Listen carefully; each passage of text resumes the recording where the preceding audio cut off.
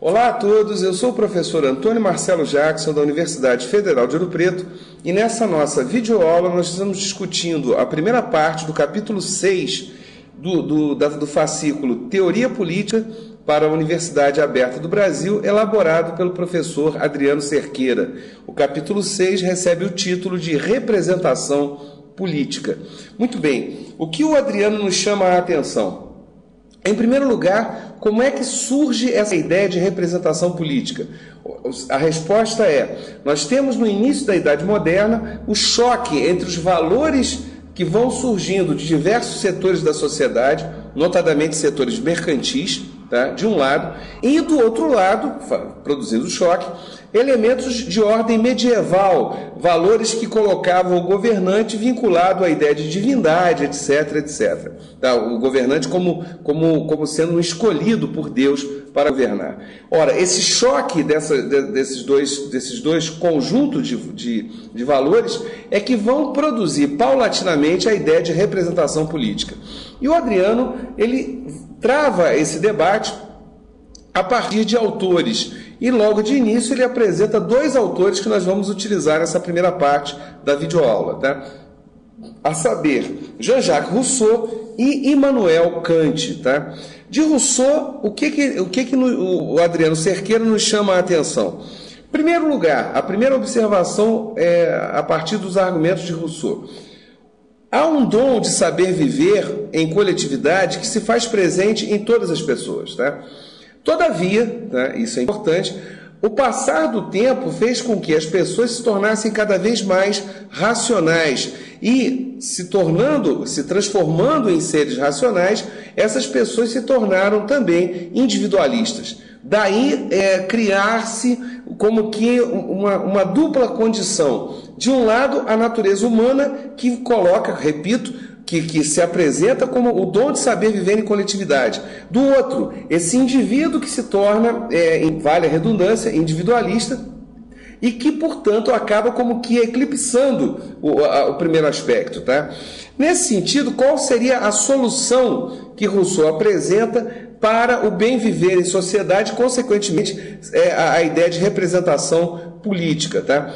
A solução apresentada pelo nosso pensador francês é que nós devemos buscar, ou antes, né, o legislador, o representante político, deve buscar aqueles pontos que são comuns a todas as pessoas da sociedade. Tá? A isso Rousseau chamou de vontade geral. É interessante aqui porque é um ponto-chave do argumento rousseauiano. A ideia de vontade geral, repito, é aquilo que é comum a todos os segmentos da sociedade. Ora, por que isso se torna importante? Tá? Porque o legislador, o representante político, ele deve então perceber esses pontos que são comuns e a partir daí produzir o conjunto de leis que vão reger, que vão organizar o meio social, independentemente das particularidades das pessoas. Com isso, o Adriano Cerqueira, o autor do texto, chama a atenção que, no final das contas, quando a gente pega o argumento de Rousseau, a gente percebe claramente uma dupla função, digamos assim, um duplo papel a ser desempenhado pelas pessoas. O primeiro papel é o papel de indivíduo, tá? Onde há a ideia de interesse particular, onde há a ideia de coisa privada, coisa que única, coisa ímpar, aquilo que apenas pertence a mim enquanto indivíduo. O segundo nível, tá, é aquilo que o Adriano chama a atenção e que define como o nível do cidadão. Ou seja, eu enquanto indivíduo, eu penso de acordo com os meus interesses. Eu, enquanto cidadão, eu devo estar preocupado com a ideia daquilo que é comum, com a ideia de uma ordem civil e, portanto, com uma ideia de vontade geral. Tá? Então, o legislador, ele, em último caso, ele deve estar preocupado com o cidadão, não deve estar preocupado com o indivíduo. Isso é importante para entendermos a ideia de representação política de acordo com o pensador Jean-Jacques Rousseau. O segundo autor que Adriano nos apresenta é Immanuel Kant. Tá? E aí é interessante porque é o seguinte, o argumento do Kant ele está no sentido inverso do argumento do Rousseau em alguns aspectos. E que momento que ele, por exemplo, ele está no sentido inverso? Que para Kant é exatamente o uso da razão que permite a vida social.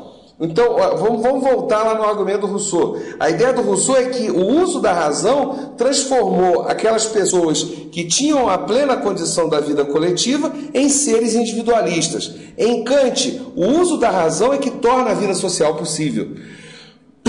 Perdão.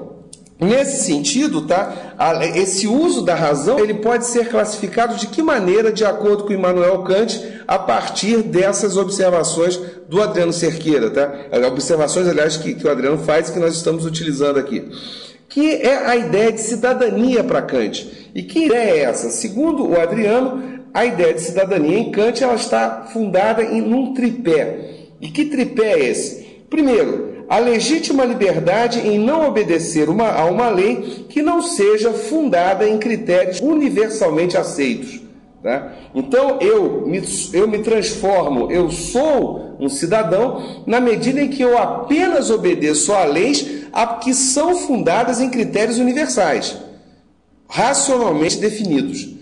Se os critérios não são universais ou não são racionalmente definidos, eu não sou obrigado a obedecer a essa lei, para que eu possa manter a minha cidadania.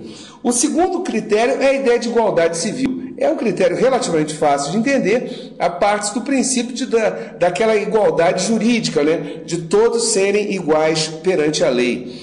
E por fim, o terceiro pé desse tripé kantiano é aquilo que o Adriano nos chama a atenção e que denomina de independência civil. Ou seja, as pessoas têm a capacidade de se autossustentarem economicamente. Elas não são reféns, elas não são dependentes de ninguém. Então, quando uma pessoa ela apenas obedece a leis fundadas em critérios racionais e universais, quando ela é igual, ela é tratada de forma igual. E quando, por fim, ela é independente em termos econômicos, quando esse tripé ele se completa, é que, segundo Immanuel Kant, você tem um verdadeiro cidadão. Então, e lógico, evidente, esse tripé ele está diretamente vinculado à ideia de uma representação política. Por quê? Porque o representante deve tornar possível a existência e funcionamento desse